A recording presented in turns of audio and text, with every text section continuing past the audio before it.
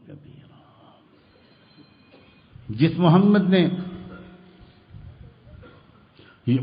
حنین کے میدان میں سینکڑوں ٹن غلہ بانٹ دیا، کھجور بانٹ دی، قبیلوں کو دے دیا، سب جو کچھ ملا وہ سب وہیں بانٹ دیا.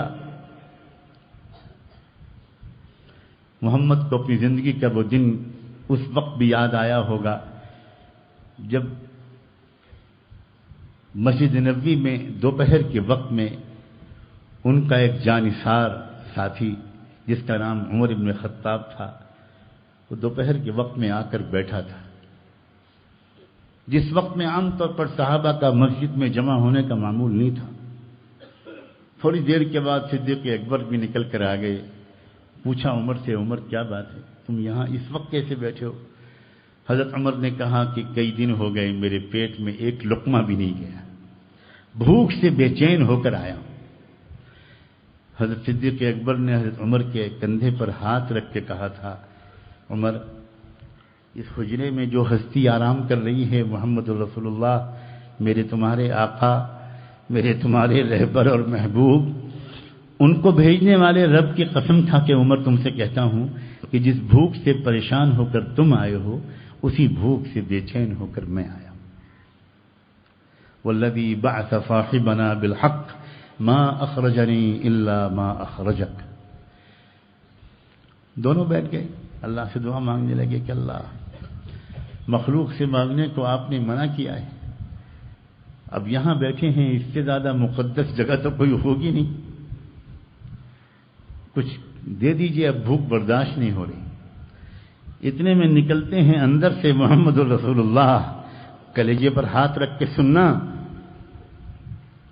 دونوں سے پوچھتے ہیں کہ تم دونوں اس وقت یہاں کیسے؟ تو صدیق اکبر کی ہمت ہوتی ہے، عمر تو بول ہی نہیں پاتے، بڑوں کے سامنے چھوٹے نہیں بولا کرتے. صدیق اکبر نے کہا کہ اللہ کے رسول، آپ سے کوئی بات چھپانا ٹھیک نہیں ہے، ہم دونوں کئی دن کے بھوکے ہیں. اللہ اکبر و کبیرہ. کاش کہ واقعہ یہیں آ کے رک جاتا. اللہ کے رسول صلی اللہ علیہ وسلم نے ایک ہاتھ ایک کے کندھے پر رکھا، دوسرا ہاتھ دوسرے کے کندھے پر رکھا اور کہا، والذی بعثنی بالحق ما اخرجنی الا ما اخرجکما. جس ذات نے مجھے حق کے ساتھ بھیجا ہے، جس بھوک سے بے قرار ہو کر تم دونوں نکلے ہو، اسی بھوک سے پریشان ہو کر میں بھی نکلا. اللہ اکبر. اپنی بھوک تو آپ برداشت کر لیتے اور چھپائے رہتے، لیکن ان دونوں کی بھوک آپ سے برداشت نہ ہو سکی، اور ان دونوں کو لے کر آپ اپنے پرانے میزبان، اپنے ننھالی رشتہ دار سیدنا ابو ایوب انصاری، ان کے گھر کی چوکھٹ پر ہمارے خاندان کے ابرو قربان ہو، ان کے گھر گئے.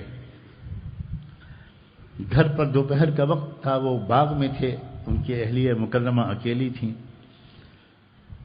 جیسے ہی حضور کی آہٹ سنی، خوشی سے اچھل گئیں، مرحبا برسول اللہ، اللہ کے رسول سر آنکھوں پر آپ اور آپ کے ساتھ جو لوگ ہیں تشریف رکھیے، میں ابھی ابو ایوب کو بلا کے لاتی ہوں. گئیں، باغ سے بلا کر لائیں.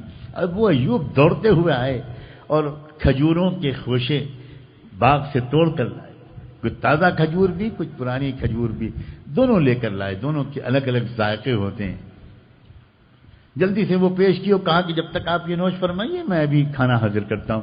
ایک بکری کو جلدی سے لے کر چلے ذبح کرنے کے لیے. اس وقت بھی رحمت دو عالم نے کہا، ابو ایوب، جس بکری کا دودھ اس کے بچے پیتے ہوں اس بکری کو مت ذبح کرنا.